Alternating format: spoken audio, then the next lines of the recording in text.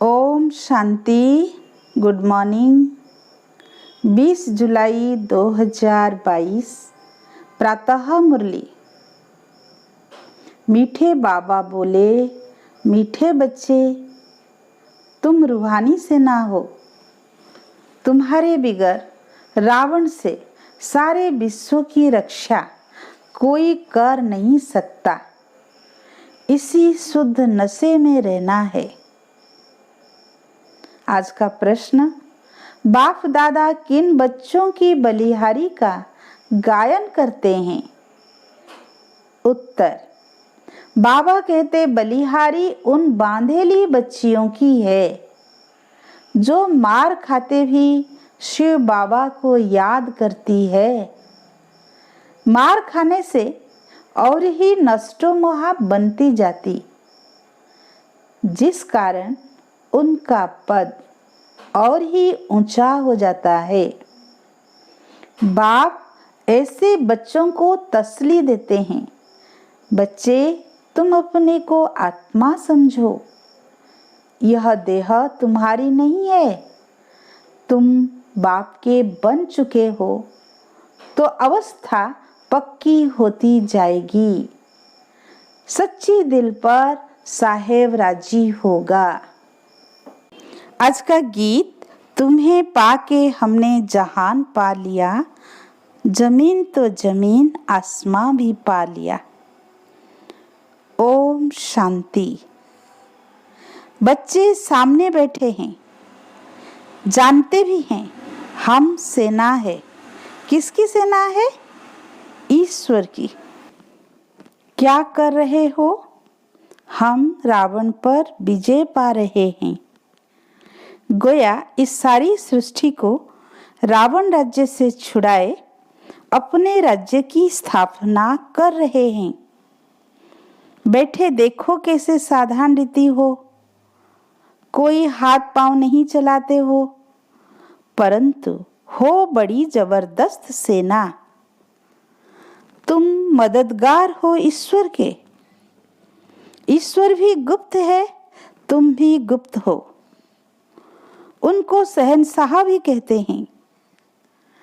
तुम्हारी युद्ध इतनी जबरदस्त और गुप्त है जो तुम विकारों पर जीत पाकर सारे विश्वों पर जीत पा लेते हो।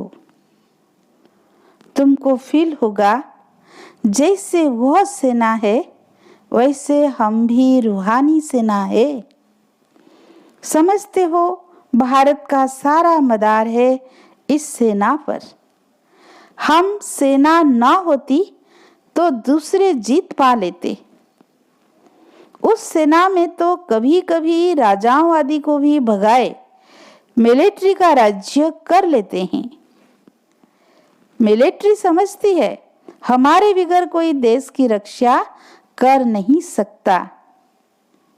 तुमको भी शुद्ध अहंकार है, हम ईश्वरीय सेना के बिगर रावण से कोई रक्षा कर नहीं सकता। अब वो मिलिट्री भी देखो और यह भी देखो, तुम जैसे हो वैसे हो। तुम्हारे पास कोई भी ड्रेस व हथियार पवार नहीं है। वो तो कितनी ड्रेस पहनते हैं, जैसे स्वांग बनाते हैं। होली में भी स्वांग बनाते हैं। राम की भी सेना दिखाते हैं। उनको मुंह बंदर का दे दिया है। वह तो सिर्फ गुड्डियों का खेल करते हैं। अब तुम बच्चे जानते हो हम रावण रूपी 5 विकारों की जेल से छुटकारा पा रहे हैं। एक तो रावण का जेल, फिर रावण की मत पर चलने वालों का जेल, भक्ति की भी जंजीरें, गुरुओं की जंजीरें, फिर पति की भी जंजीरें। रावण की मत पर तुम कितने दुखी होते हो, कितना पुकारते हो। रावण हमको बहुत सताते हैं। तुम जानते हो जितना जितना हम योग में रहते हैं उतना हमारी आत्मा दुख से छूटती है। अबलाओं पर अत्याचार तो बहुत होते हैं, बहुत मार खाती है। अबलाएं पुकारती हैं, अब हम क्या करें? बाप फिर तसल्ली देते हैं, धीरज देते हैं। यह तो समझाया है, तुम अपने को आत्मा समझो। यह देह हमारी नहीं है, हम मर चुके हैं, बाप के बन चुके हैं और कोई उपाय नहीं है। हम तो शिव बाबा के हैं। जो सच्चे बच्चे होते हैं उनकी अवस्था पक्की रहती है, जरा भी विकार की तरफ ख्याल नहीं जाता है। ऐसे बच्चे पर अगर कोई जबरदस्ती जुल्म करते हैं तो उसका पाप नहीं चढ़ता है। पुकारती हैं, बाबा हम तो आपके हैं। शरीर तो जैसे मुर्दा है। ऐसे निश्चय बुद्धि वाले जो हैं वह भी बड़ा ऊंच पद पा लेते हैं, अगर सच्ची दिल है तो। ऐसे सच्ची दिल पर जरूर साहेब राजी होगा। यहाँ भी बच्चियां इतना याद नहीं करती है जितना जो मार खाती है वह याद करती हैं। बाप के पास पुकार आती है, बंधन है, बाबा बंधन से छुड़ाओ। जो छूटे हुए बंधन मुक्त है वह भी इतना याद नहीं करते हैं जितना बांधेलियां याद करती है। शिव बाबा की याद से ही बेड़ा पार होता है। कोई कहते हैं, बाबा हमको मुरली भी पढ़ने नहीं देते हैं। अरे तुम बाप को याद करती रहो, मुरली में भी रोज यही समझाया जाता है। मूल बात है याद का चार्ट रखो। हम बाबा को कितना समय याद करते हैं, यह मेहनत बहुतों से होती नहीं है। घड़ी घड़ी याद भूल जाती है। बांधेली बच्चियां तो मार खाते खाते और ही जास्ती याद करती है। बलिहारी उन अबलाओं की है जो मार खाते भी याद करती है। बाबा कहते हैं, तुम अपने को आत्मा समझ बाप को याद करती रहो। जितना जास्ती मारेंगे तुम और ही नष्टो मोहा होती जाएगी। मार भी अच्छा पद बना लेती है। बाबा को भी ऐसी ऐसी बच्चियां याद पड़ती हैं। हाँ, कोई बहुत अच्छे महारथी भी हैं जो बहुतों की सर्विस करते हैं, योगी बनाते हैं। योग की बहुत महिमा है। तुमको तो सब पर तरस खाना है। तुम बच्चे गीता को रेफर करते हो। उन्हों की बुद्धि में सिर्फ यह है कि कृष्ण भगवान ने राजयोग सिखाया। तुम कहते हो परमपिता परमात्मा ने राजयोग सिखाया। यह सिद्ध करने के लिए ही तुम पूछते हो, परमपिता परमात्मा से तुम्हारा क्या संबंध है? पिता कहते हैं ना, पिता का ही फरमान है कि हमारे साथ योग लगाओ तो तुम्हारे विकार विनाश होंगे। कोई मनुष्य मात्र के साथ योग नहीं लगाना है। अगर सिखाने वाला ही मनुष्य होगा तो तुम्हारा कल्याण नहीं होगा। गीता में भी नाम देहधारी का रख दिया है। हम कहते हैं हमको निराकार परमपिता परमात्मा योग सिखाते हैं। तुम कोई की निंदा नहीं करते हो। तुम तो एक बाप की महिमा करते हो।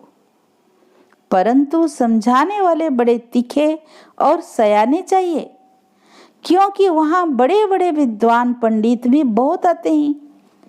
सन्यासियों की भी सेना है ना, सबके हेड्स आते हैं। तुम बच्चे ऐसे चतुर होने चाहिए जो बात बिल्कुल थोड़ी करो और एकदम तीर लग जाए। जास्ती कुछ भी बोलने की दरकार ही नहीं है, क्योंकि वे क्रोधी भी बहुत होते हैं। उनकी भी बड़ी सेना है। कहां से भी निमंत्रण आता है तो तुम जा सकते हो। तुम बच्चे भी समझ सकते हो हमारे में कौन कौन अच्छी ललकार कर सकते हैं। एक अल्प का अर्थ ही समझाना है। 2 चीजें हैं बस। बाप अल्प कहते हैं मुझे याद करो तो तुम विश्व के मालिक बन जाएंगे। यह तो अल्प भगवान ही कह सकते हैं जो ही रचयिता है, हेवनली गॉड फादर हैं। वह कहते हैं मुझे याद करो तो तुम्हारे विकर्म विनाश होंगे। श्री कृष्ण को याद करने से विकर्म विनाश नहीं होंगे। कृष्ण अब कहाँ है? उसने तो एक शरीर छोड़ दूसरा ले लिया। निराकार तो अविनाशी हैं।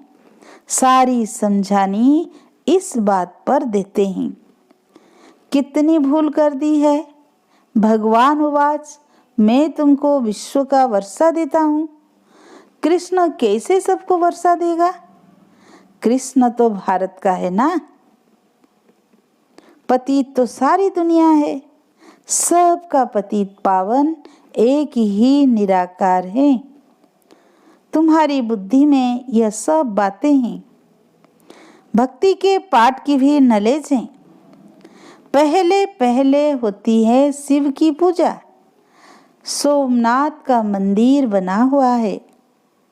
इतना बड़ा सोमनाथ का मंदिर किसने बनाया? और कोई की ताकत नहीं। जरूर उस समय इतना साहूकार थे जो ऐसे मंदिर बनाए। तुम बच्चों में अभी समझे बरोबर हम कितने साहूकार थे। इतना बड़ा सोमनाथ का मंदिर बनाया। जरूर महाराजा होगा। देवी देवताएं खुद ही पूज्य थे, वही पुजारी बन पड़े। फिर वही पूजा के लिए मंदिर बनाएंगे। ऐसे नहीं कोई एक सोमनाथ का मंदिर बनाते हैं। एक ने शुरू किया तो बहुतों ने बनाया। फिर बहुत मंदिरों को लूटा होगा। एक मंदिर से ही इतना सामान निकला जो ऊंट भर भर कर ले गए। जब चढ़ाई करते हैं तो कोशिश करते हैं कैपिटल को हाथ करें। फिर उनकी विजय हो गई। अब तुम्हारी बुद्धि में है बरोबर यह देहली परिस्थान थी। धर्मराज ने स्थापन किया था। देहली फिर से परिस्थान बनेगी। उसके लिए हम राजयोग सीख रहे हैं। अब तुम सुनते हो तो बुद्धि में नशा चढ़ता है। समझते हो हमारा राज्य स्थापन हो रहा है, हमारा नाम वाला है। कहा भी जाता है गुप्त सेना नॉन वायलेंस। इतना बड़ा अर्थ कोई नहीं समझते हैं। तुम ना स्थूल हथियार उठाते ना काम कटारी चलाते। तुम हो नॉन वायलेंस शक्ति से ना हो, जिन्होंने योग बल से राज्य पाया है। विश्व का मालिक बनने के लिए श्रीमत पर हम एक बाप को ही याद करते हैं। जानते हैं अभी यह नाटक पूरा होता है, फिर नए सिर शुरू होगा। यह अविनाशी नाटक है। यह कब विनाश नहीं होता है। बाकी इतना जरूर है जब नई दुनिया बनती तो पुरानी दुनिया खलास हो जाती है। चक्र तो फिरता ही रहता है। यह अनादि ड्रामा है।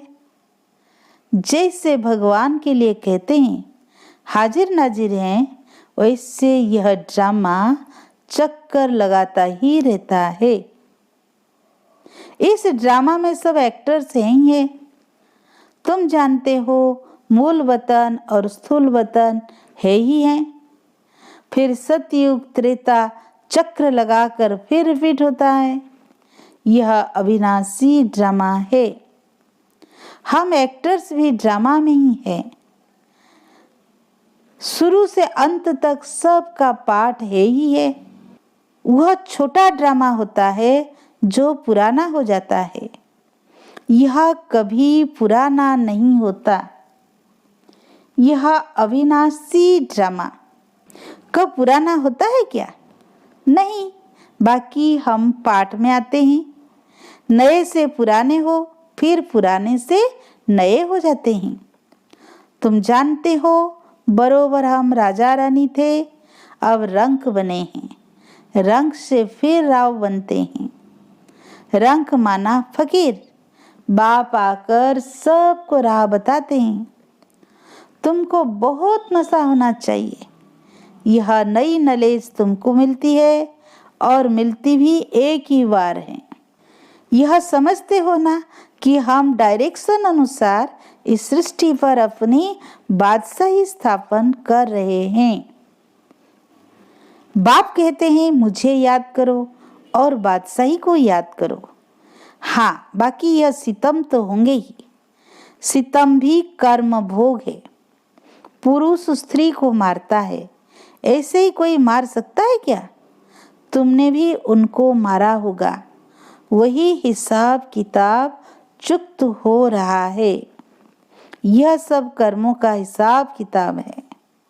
अब तुम श्रीमत पर श्रेष्ठ कर्म कर रहे हो। अब कोई भ्रष्ट कर्म नहीं करना। सबसे श्रेष्ठ कर्म है सबको बाप का परिचय देना। बाप का फरमान मिला है, मामेकम याद करो। सभी बाप को ही भूले हुए हैं, शिव की पूजा करते हैं, परंतु जानते कुछ भी नहीं। अमरनाथ पर भी बड़ा लिंग बना रखा है। इतना बड़ा बाप का रूप है क्या? कुछ भी पता नहीं है। अब तुम बच्चे इन सब बातों को यथार्थ समझ गए हो ना? अच्छा, मीठे मीठे सिकीलधे बच्चों प्रति माता पिता बाप दादा का याद प्यार और गुड मॉर्निंग। रूहानी बाप की रूहानी बच्चों को नमस्ते। हम रूहानी बच्चों की रूहानी माता पिता बाप दादा को याद प्यार गुड मॉर्निंग नमस्ते नमस्ते। शुक्रिया बाप दादा को, शुक्रिया शुक्रिया। धारणा के लिए मुख्य सार, फर्स्ट पॉइंट, श्रीमत पर सदा श्रेष्ठ कर्म करने हैं। कोई भी भ्रष्ट कर्म ना हो, इसका ध्यान रखना है। बहुतों को योगी बनाने की सेवा करनी है। सेकंड पॉइंट, सच्ची दिल रखनी है। शरीर तो जैसे मुर्दा है, इसका अभिमान छोड़ देना है। पूरा पूरा नष्ट मोहा बनना है। वरदान, कल्प कल्प के विजय की नुंद को स्मृति में रख। सदा निश्चिंत रहने वाले निश्चय बुद्धि विजयी भव। कल्प कल्प के विजय की नुंद को स्मृति में रख। सदा निश्चिंत रहने वाले निश्चय बुद्धि विजयी भव। निश्चय बुद्धि बच्चे व्यवहार व परमार्थ के हर कार्य में सदा विजय की अनुभूति करते हैं। भले कैसा भी साधारण कर्म हो, लेकिन उन्हें विजय का अधिकार अवश्य प्राप्त होता है। वे कोई भी कार्य में स्वयं से दिल शिकस्त नहीं होते, क्योंकि निश्चय है कि कल्प कल्प के हम विजयी हैं। जिसका मददगार स्वयं भगवान है, उसकी विजय नहीं होगी तो किसकी होगी? इस भावी को कोई टाल नहीं सकता। यह निश्चय और नशा निश्चिंत बना देता है। आज का स्लोगन, सदा खुशी की खुराक द्वारा तंदुरुस्त, खुशी के खजाने से संपन्न, खुशनुमा बनो। सदा खुशी की खुराक द्वारा तंदुरुस्त, खुशी के खजाने से संपन्न, खुशनुमा बनो। मातेश्वरी जी के अनमोल महावाक्य। हम कहते हैं कल्प 5000 बरस का है और यह कल्प हर कल्प हूबहू रिपीट होता है। इस पर बहुत मनुष्यों का प्रश्न है, कल्प इतना बड़ा है, वो फिर 5000 बरस का कैसे हो सकता है? कल्प तो लाखों बरस का होता है। जब ऐसी चीज निकली हुई है जिससे मालूम पड़ता है यह कोई लाखों बरस की है, फिर मनुष्य कैसे मानेंगे कि कल्प 5000 बरस का है? अगर कोई कहे हिस्ट्री लाखों बरस की बनी हुई है तो उन्हें समझाओ कि लाखों बरस की हिस्ट्रियां कैसे रह सकती है। यह जो कल्प के अंदर इतनी उथल पाथल होती है, इतना विनाश होता है जिससे सारी बादशाही का ही विनाश हो जाता है, तो तुम्हारी वो हिस्ट्री साबित कैसे रहेगी? फिर एक्यूरेट हिस्ट्री का कैसे पता पड़ेगा? तो यह बात सिद्ध नहीं होती। अब अपने को तो स्वयं ऑलमाइटी अथॉरिटी परमात्मा एक्यूरेट सुनाता है और साथ साथ हमें दिव्य दृष्टि द्वारा साक्षात्कार भी कराता है। तो क्या हम उस पर विश्वास नहीं करेंगे? अवश्य भल कोई साक्षात्कार पर निश्चय न भी करे, परंतु स्वयं परमात्मा हमें सन्मुख सुना रहे हैं।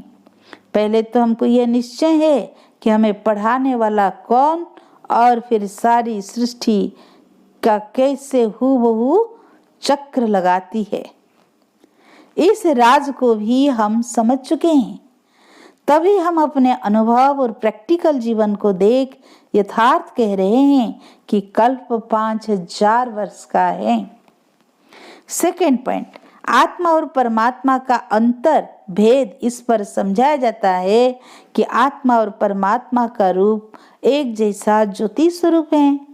आत्मा और परमात्मा की आत्मा का साइज एक रीति में है, बाकी आत्मा और परमात्मा में सिर्फ गुणों की ताकत का फर्क अवश्य है। अब यह जो इतने गुण है वो सारी महिमा परमात्मा की है।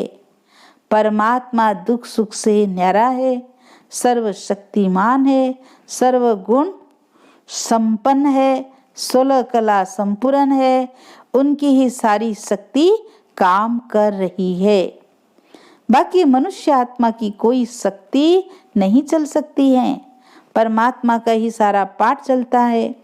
बल परमात्मा पाठ में भी आता है तो भी खुद न्यारा रहता है, लेकिन आत्मा पाठ में आते भी पाठधारी के रूप में आ जाती है। परमात्मा पाठ में आते भी कर्म बंधन से न्यारा है। आत्मा पाठ में आते कर्म बंधन के वश हो जाती है। यह है आत्मा और परमात्मा में अंतर। अच्छा, ओम शांति।